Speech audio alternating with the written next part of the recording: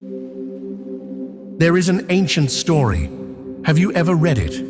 Even if you have, you might not have understood it because the story is told in such a way.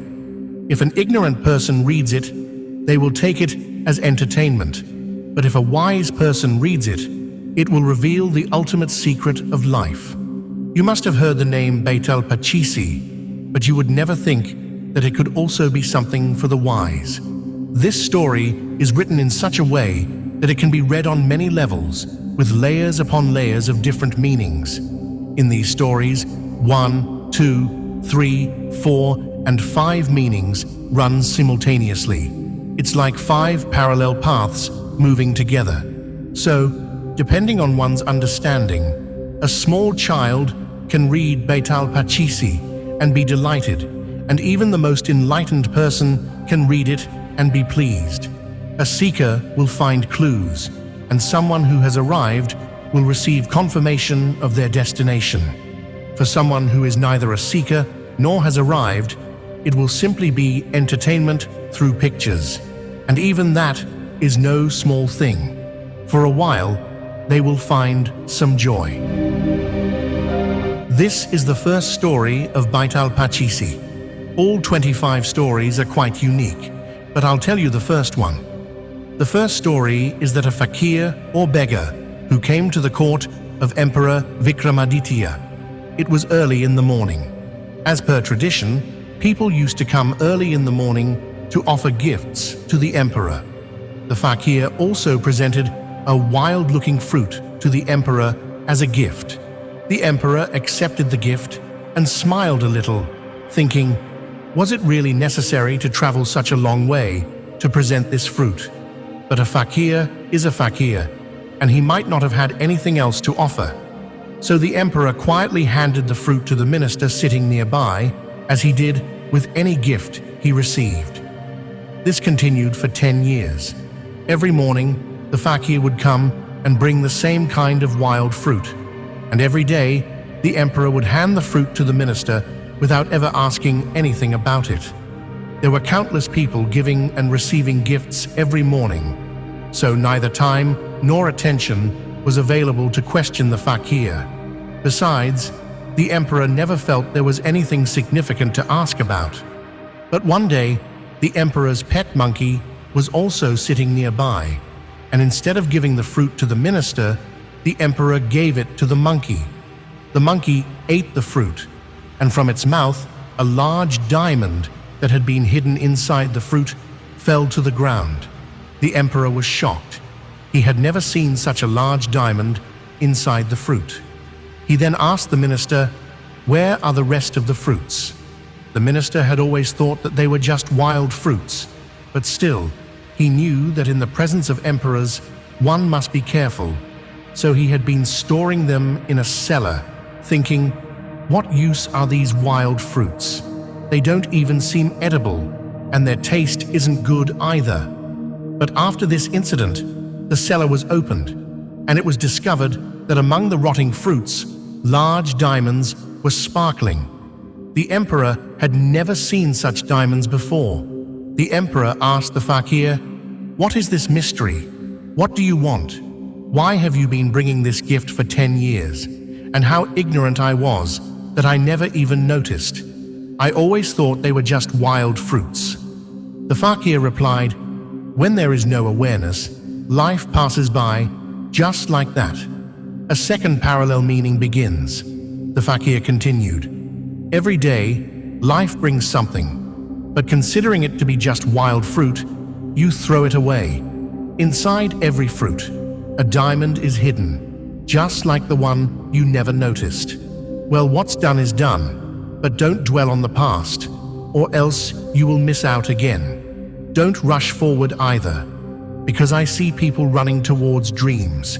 With these diamonds, you could become the greatest emperor in the world. Don't look forward or backward. I have something else to tell you, so listen carefully."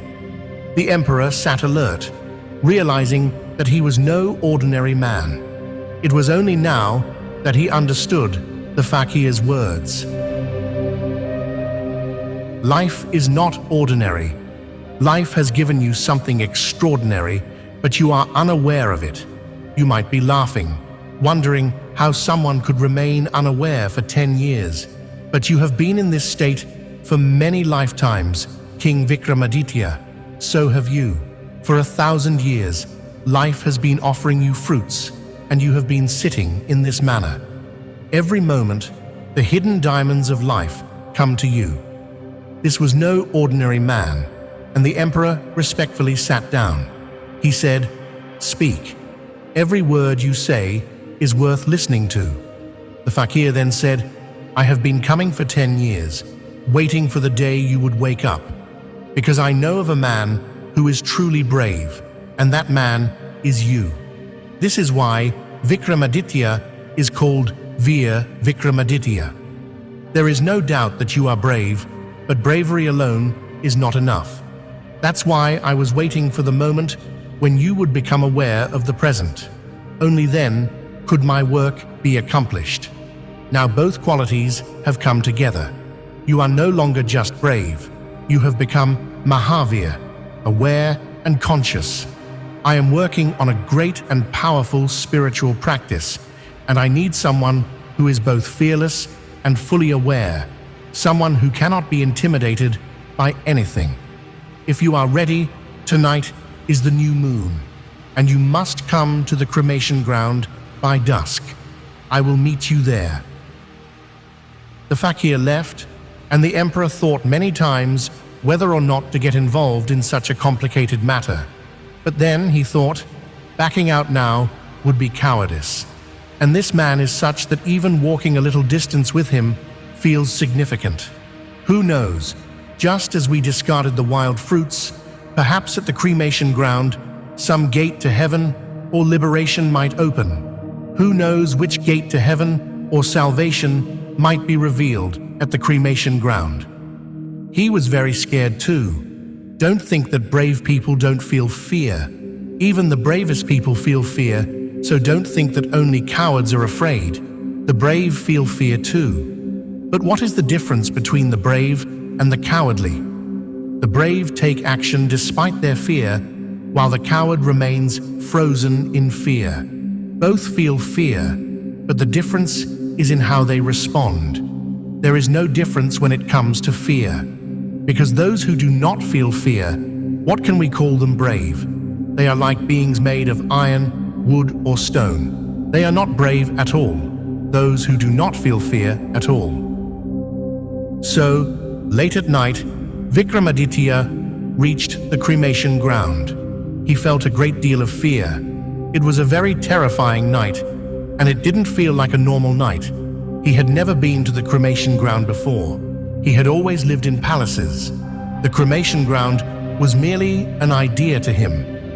If you ever go to the cremation ground on a new moon night, you will understand the meaning of this silence. The meaning of silence is not written in books. The cremation ground is a very unique experience. There are sounds of whispers, secrets, fear, danger, ghosts, and that tantric fakir has created his own circle and is sitting there. There are spirits, a decaying body, and he has made it his own way, doing what he must. The fakir said to the emperor, "It's good that you have come. A little distance from here, there is a body hanging from a tree. You need to take that body down from the tree, but be careful, stay alert, and remain calm. If you make a mistake, I won't be able to help you." With a heavy heart, Vikramaditya reached that tree. He felt a lot of fear there because he was completely alone, and there were not just one, but 25 bodies hanging from that tree. A terrible stench was emanating from them. Somehow, Vikramaditya climbed the tree, holding his breath to avoid the foul smell. Climbing the tree was difficult, but he managed to cut the rope of one of the bodies. The body fell to the ground with a thud, and not only did it fall, but it also burst into laughter. Seeing this, Vikramaditya's heart trembled. He thought it was dead, but it turned out to be alive. The living being was in a strange condition. Vikramaditya came down and asked, Why are you laughing? What's going on?" But just as he said that, the body flew up and hung back on the tree. The body said, "Be calm. Then only will you be able to take me to that fakir. If you speak, you will fail." Vikramaditya cut the rope and brought the body down again. But the biggest challenge was staying silent, because when someone is afraid, they want to say something. Speaking brings some relief. They start humming songs, reciting mantras, or chanting the name of God. But you must not speak. You must remain calm. The atmosphere was filled with silence, and death loomed all around. That's why a person thinks of the past and the future, because they fear the present moment, where there is both life and death. It is in the present that you will die, and it is in the present that you live. No one can live in the future, nor can anyone die in the future. When you die, it will be in the present, right here and now. You will die in the present, today. No one dies tomorrow, because how can you die tomorrow when tomorrow never comes? How can you live in a tomorrow that never arrives? All that exists is the now, right here, and this is eternal. The moment you speak, you retreat. The moment you think, you retreat. With great difficulty, he was controlling himself. As a human, he showed immense bravery. He cut the rope again and brought the body down. A chilling, horrific laughter echoed through the air. His chest trembled, yet he hoisted the body onto his shoulder and resumed his journey. The body spoke, "Listen, the road is long, the night is dark, and to lighten your burden, I will tell you a story, the first of its kind." Vikramaditya neither wanted to listen to the story nor get involved, because when you listen, you never know. You might end up speaking in the middle, or something unexpected might happen. At the very least, you could get so engrossed in listening that the control you have over yourself could slip away in a moment. But staying silent was also the right choice, because if he spoke, the body would rise again, and he would have to climb the tree once more to cut it down. So, he remained silent. And then, the body began telling a story. The story was about 3 disciples in a guru's ashram. All 3 of them fell in love with the guru's daughter. The story was gradually becoming interesting. Who doesn't enjoy a tale of love? Vikramaditya was getting a bit dazed, lost in thought. He too began to wonder, what happened next?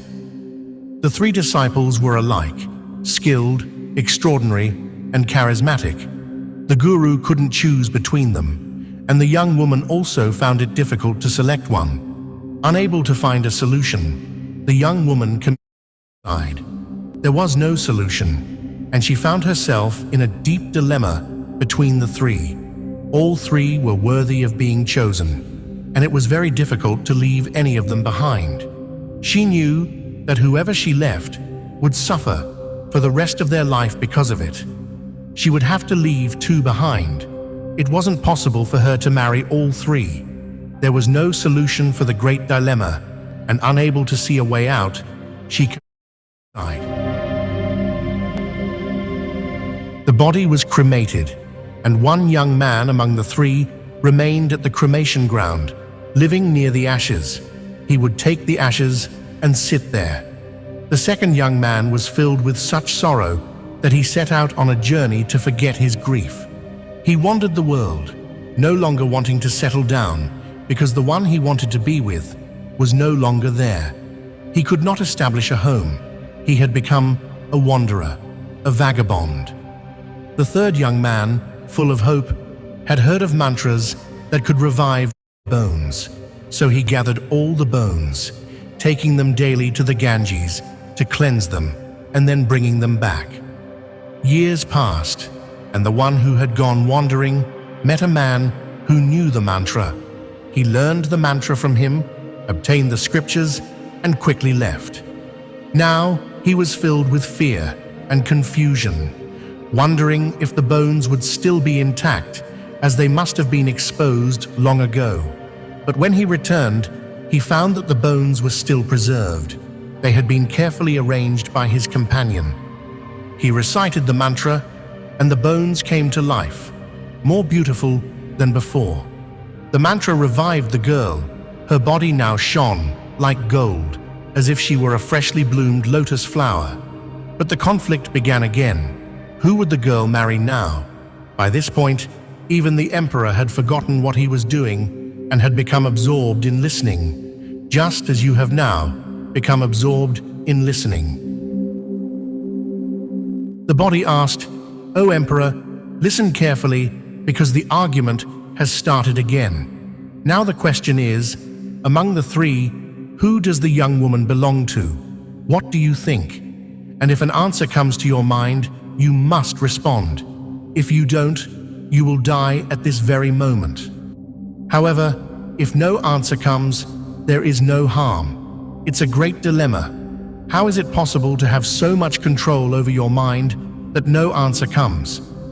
If you were a self-realized person, it could be assumed that you heard the question, but no answer came. Vikramaditya found himself in a great dilemma, because an answer was indeed coming to him.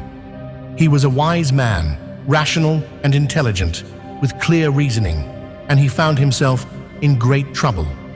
He thought, if an answer is coming, then I should speak. Otherwise, I will die right now. He said, the answer is indeed coming, so I must speak. The answer is this: the one who chanted the mantra and brought the maiden back to life is like a father to her. He gave her life, so he cannot marry her. He is out of the question.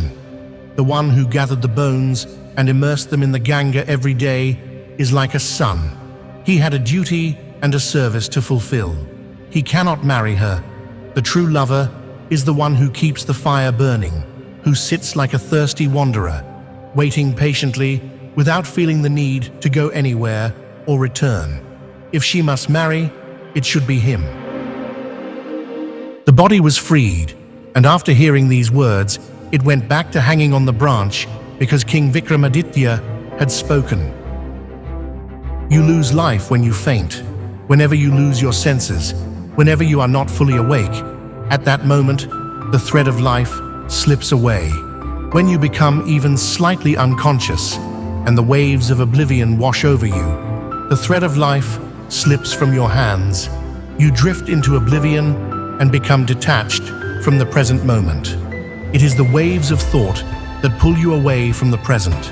As each wave rises, you are carried further from the present. That is when Vikramaditya was defeated. Then, throughout the night, 25 stories unfold, and each time he keeps missing it. Each time he loses the thread, but still, he manages to connect with the stories among the 25. With each story, his bravery increases, his courage grows, and he holds on for longer periods. For a longer time, the waves of thought do not disturb him. By the time the 25th story arrives, the story continues. Vikramaditya keeps listening, but nothing happens within him. Life is a preparation. There is so much here to get lost in. It is a full marketplace, a fair. Everywhere there are calls to curiosity, inquiries, entertainment, and attractions. There are questions, comforts of thought, means for contemplation, and causes for concern. All kinds of entanglements. If you pass through this entire world, just as Vikramaditya passed through that graveyard, silently, awake, and by the 25th story, only then will you be able to experience the awareness of the present moment. Otherwise, you haven't truly understood the present. You have merely passed through it. You have certainly passed through the present, because there is nowhere else from where you can pass through, but you have done so in a daze while asleep. You have either passed through lost in the past or stumbled into the future. You have never aligned yourself with the present. The present has never resonated with you, and your voice has never harmonized with the present. If the voices align with the present, you will find it. There is one essence, but it has many forms. There is one source, but there are many waves.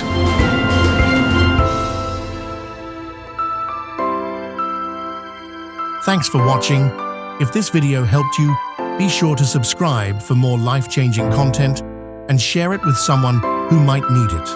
Let's all take this journey to a calmer, more peaceful life together. And don't forget to share your thoughts in the comments below. Let's grow and learn from each other.